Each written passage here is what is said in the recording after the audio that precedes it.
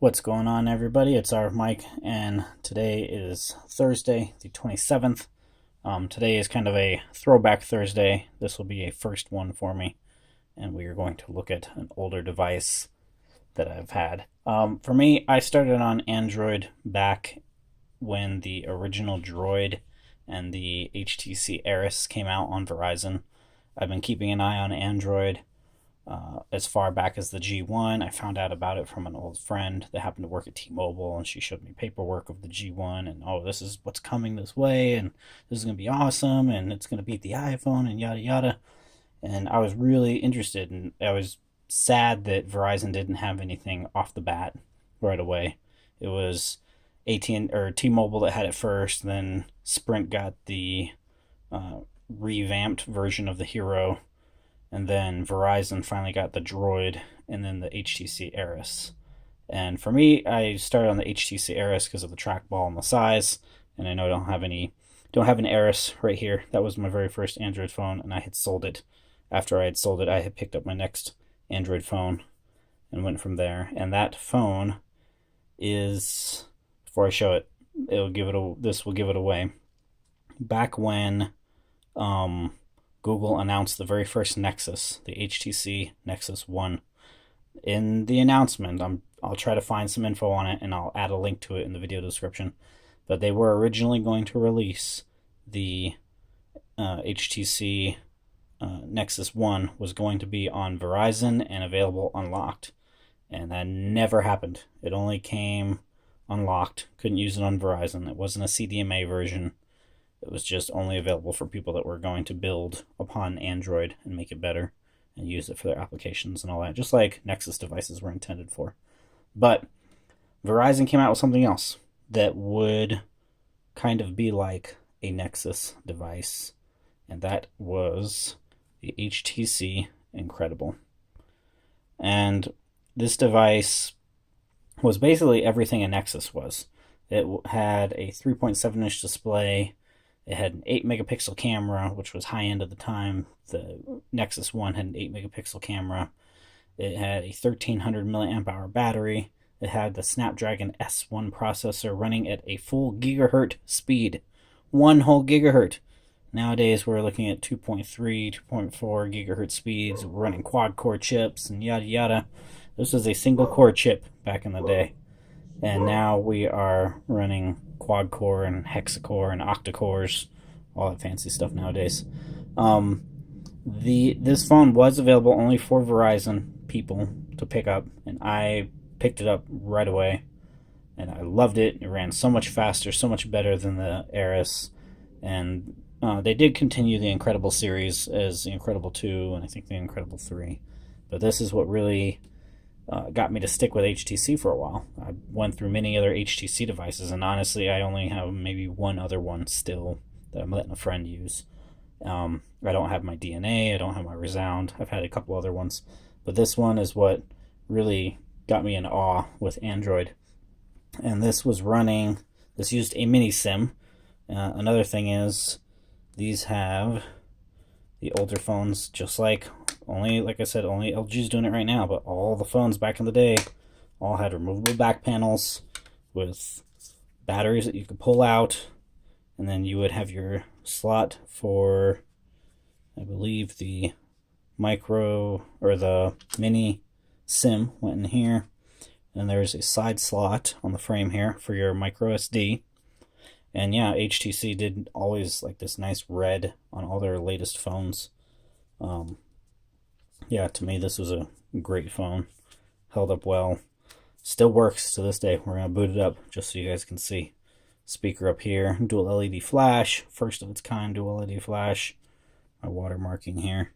Verizon's watermarkings, for people that don't know, Verizon's watermarkings are always kind of a checkerboard pattern. They're not pure white or pure red. They're always kind of a checkerboard style. So, anyway, that is the internal inside compartment, and your plastic backing that would go on. Made, it says here, with Google. That is probably the only other time besides this, I think The HTC Thunderbolt I had, that also had with Google on it. I think those are the only devices that had made with Google on it, that were Android.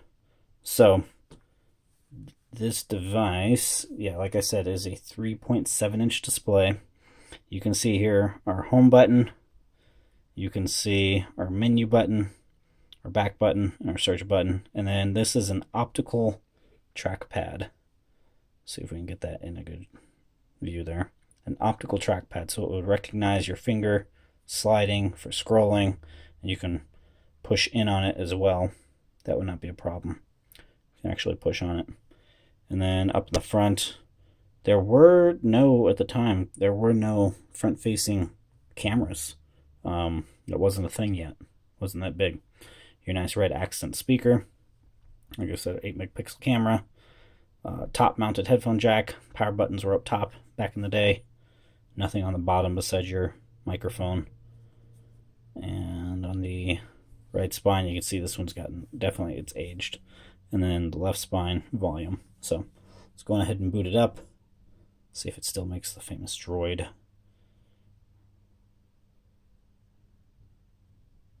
Oh, let's hope we have power. I might have to throw this on the charger. And I had sworn I had charged this already. Just double check, make sure battery's good. Contacts are all clean. Everything fits.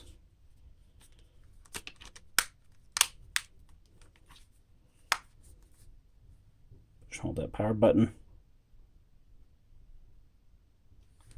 And nothing. Give me 1 second.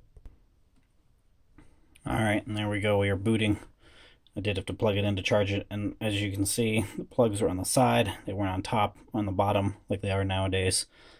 This is a micro USB, is what they used. So, things about the display. This is one of the first AMOLED displays. They did make this in an LCD panel, but there were issues with it. They came out... There it is. Iconic droid. They came out with LCD panels first, and then they switched over to AMOLED because there were issues with the display. It was one of the first devices to feature Corning Gorilla Glass. It had HTC's Sense UI.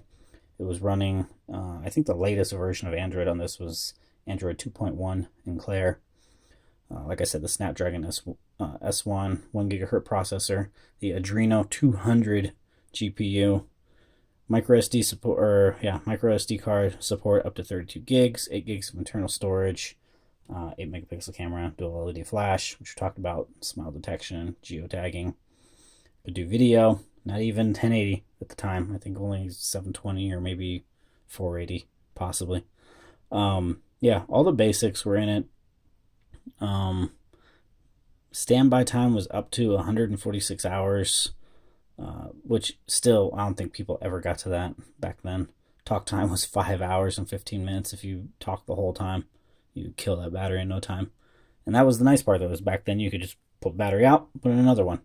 You know, HTC has not done that in a couple of years. And there's really, like I said, right now, in current time, LG is the only one doing that. Yeah, this phone is discontinued. You can't find it anymore unless you find it used. So let's go ahead and take a look around the UI. So lock screen, drag down to unlock. So no going up. This was dragging down. Location. Never worn. As you can see, I had a skin on this. Only one page. There's our old school app drawer. And I think it was, yep, a side-to-side scroll. Look how slow that is. And that lag and jitter, jank. Oh my gosh. Oh my lenta. And then if we pull down notification bar, how HTC's Sense theme, Sense really took over. And this was before it would even say Verizon on these back in the day. As you saw in the notification bar, no settings buttons, nothing like we have these days.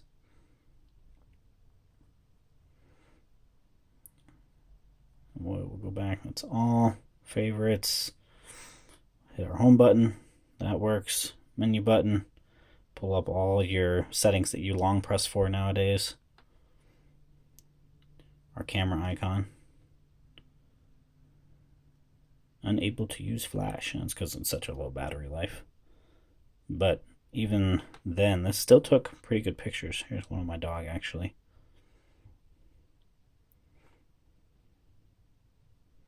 You can see that looks pretty good for being an 8 megapixel shooter back in 2010. Yes, 2010. Was it? Yeah. April of 2010. That's how good this camera is from back then. So hit home. You can probably hear that haptic vibration. Maybe not. And then the internet, before Chrome became a big thing.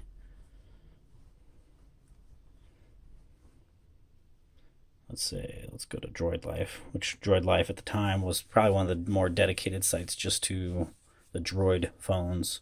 And then they started doing everything. Oh, of course, I'm not on Wi-Fi. Duh. At home, your back button, search, if you want to go straight into search to search for certain things.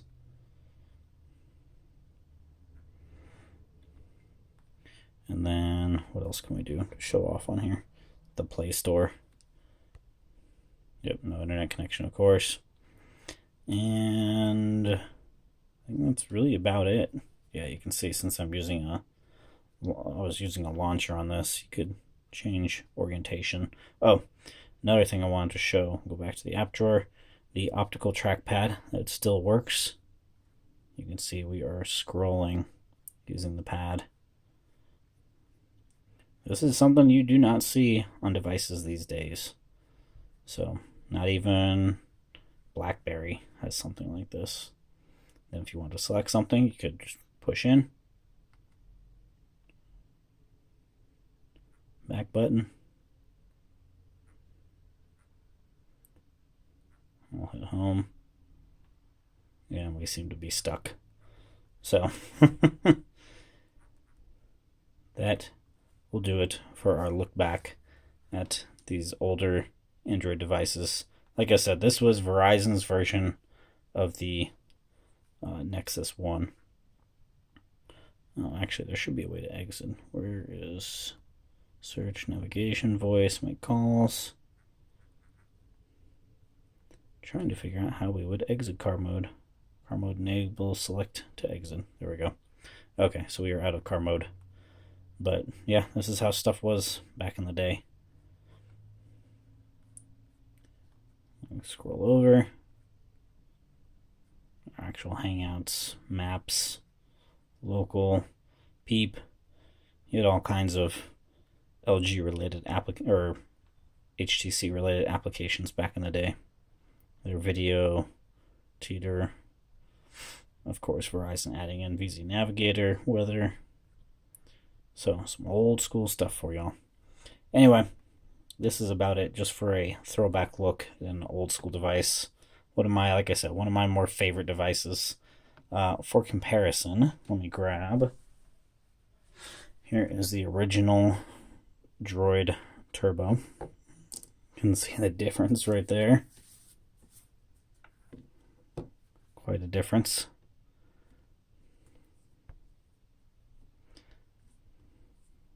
And if we set it on top, it pretty much fits inside that screen. And then next to, let's say the Galaxy Note 5.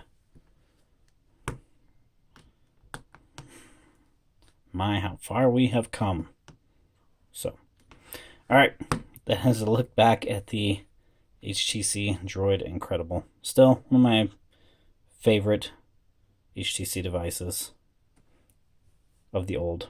So, if you guys like the video, please hit that like button, comment, subscribe. Let me know if you guys like checking out these older devices. I would see what else I can find, get my hands on. That's been it for this video. Again, this is RF Mike. Follow me on Twitter at SL1Mike if you guys are interested to.